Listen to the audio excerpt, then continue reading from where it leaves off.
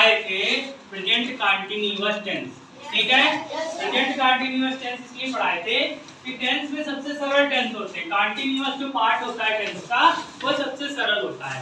Tense जो सीखता है बच्चा वो प्रेजेंट कंटीन्यूअस से सीखता है। प्रेजेंट कंटीन्यूअस अगर आ गया तो बाकी के टेंस 50% आ जाते हैं, ठीक है। तो हमने प्रेजेंट कंटीन्यूअस टेंस में सीखा था कि प्रेजेंट कंटीन्यूअस टेंस में जिन वाक्यों के अंत में रहा है, रही है, रहे हैं ऐसे शब्द आते हैं वो प्रेजेंट कंटीन्यूअस टेंस कहलाते हैं, ठीक है। प्रेजेंट कंटीन्यूअस टेंस कहलाते हैं, ठीक है। इसमें सहायक क्रिया इज एम आर, सहायक क्रिया एम आर, ठीक है। इसमें सहायक क्रिया इज एम आर और जो वर्ब लगेगा वर्ब की इंग फॉर्म, यानी क्रिया में आईएनजी जुड़ जाएगा। ये सारी चीजें हमने बताई थी आपको। और जो इसका जो उसमें टेंस होते हैं, जो उसमें टेंस होते हैं, टेंस के अंदर जो वाक्य आते हैं साधारण वाक्य यानी अफर्मेटिव सेंटेंस, ठीक है। उसके बाद दूसरे नंबर पे निगेटिव यानी नकारात्मक सेंटेंस, ठीक है। और उसके बाद बच जाता है इंट्रोगेटिव यानी प्रश्नवाचक।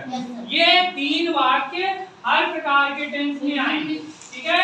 हर प्रकार के टेंस में आएंगे। कंटीन्यूअस जो भी होगा उसमें तीनों का नियम बराबर होता है। आज हम आपको सिखाना चाहते हैं कि जो टेंस होता है तो हम प्रेजेंट कंटीन्यूअस टेंस की सिखाए हैं उसी में सीख जाएंगे। पाउडर लगाओगी? उसी का सीख जाएंगे। तो एक जो हमारा वाक्य होता है, ठीक है, उस वाक्य में क्या क्या चीजें होती हैं ध्यान से देखना। एक हमारा वाक्य होता है, लिखा है आई एम गोइंग टू, बोलना किसी को नहीं है, जो आंखों का कैमरा है वो बोर्ड पे होना चाहिए, ठीक है। फिर 100% है, एक बार में बताएंगे आ जाएगा। I am going to school, I am going to the school, to the लगा दो,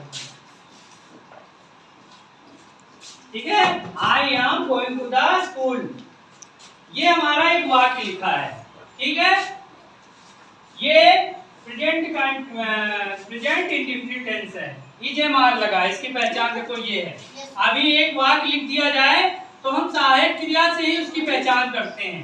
अब यहाँ पे यम लगा है, यम लगा है यानी कि ये प्रेजेंट कंटीन्यूअस टेंस है, ठीक है। यम लगा है यानी ये प्रेजेंट कंटीन्यूअस टेंस है। हम आपको ये बताना चाहते हैं कि एक वाक्य जो है उसमें क्या क्या चीजें होती हैं, सीधा बैठिए। एक वाक्य में क्या क्या चीजें होती हैं? पहला वो होता है कर्ता, जो उस वाक्य में पहले लिखा होता है, जो कार्य कर रहा होता है, ठीक है। पहला होता है कर्ता। दूसरा होता है हेल्पिंग वर्ब यानी कि सहायक क्रिया।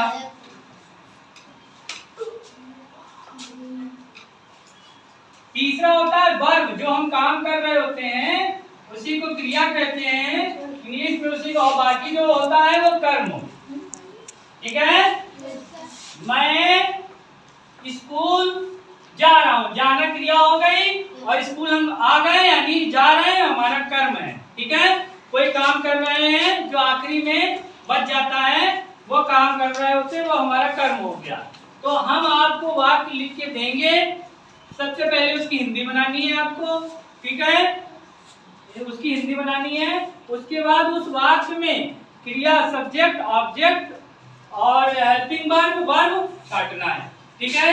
अब जैसे ये वाला वाक्य दिया है तो इसमें तो हमको आपको बताना है, तो इस वाक्य में लिखेंगे, पहले लिखेंगे हम सब्जेक्ट। सब्जेक्ट की स्पेलिंग है SUBJECT, सब्जेक्ट, ठीक है। और ये भी आपको बताना है कि सब्जेक्ट हमारा एक वचन का है कि बहुवचन का है, ये चीज उसमें लिखनी है। अब हमने लिखा आई, ये हमारा सब्जेक्ट हो गया। ये कौन सा करता है? बहुवचन करता है। कौन सा करता है? तो इससे आपको करता याद हो जाएगा कि बहुवचन का है कि एक वचन का है। जो एक वचन करता है ही सी इट राम, कोई भी एक आदमी होगा वो एक वचन करता। और आई बी यू दे, जितने भी हैं वचनकर्ता हो जाएंगे। ठीक है, तो सब्जेक्ट हो गया हमारा आई, फिर उसके बाद सब्जेक्ट हो गया हमारा आई, उसके बाद आता है number helping verb. Helping verb माने सहायक क्रिया। सहायक क्रिया कौन सी लगी है? यम। ठीक है, अब उसके बाद हमारा आ गया वर्ब यानी क्रिया। क्रिया कौन सी लगी है? गोइंग, जाना। ठीक है, अब उसके बाद हो गया कर्म। कर्म यानी ऑब्जेक्ट, जो आखिरी में जो बचता है वो सब इसमें आ जाएगा ऑब्जेक्ट में। तो टू द स्कूल या द स्कूल जो भी लिख दो, टू द स्कूल, जो बच जाएगा वो सब ऑब्जेक्ट में आ जाएगा। तो एक वाक्य में क्या क्या चीजें होती है ये हमने जान लिया। क्या होती है? सब्जेक्ट होता है, हेल्पिंग वर्ब होता है, वर्ब होता है, ऑब्जेक्ट होता है, कर्ता होता है, सहायक क्रिया होती है, क्रिया होती है और कर्म होता है। ये देखिए हिंदी इंग्लिश दोनों में लिखा हुआ है। ये दिया था एक वाक्य, इसकी हमने हिंदी बना दी, मैं स्कूल जा रहा हूँ। ठीक है, रहा हूँ आएगा इसमें प्रेजेंट क्योंकि ये इंडेफिनिट टेंस है, कॉन्टिन्यूअस टेंस है इसलिए। तो आज हम 5 वाक्य दे रहे हैं, जब तक आपको ये करना है, इसके मतलब कर्ता क्रिया कर्म ये सब छांटने। छांट लोगे सब लोग? अब कर लोगे? ठीक है, करो।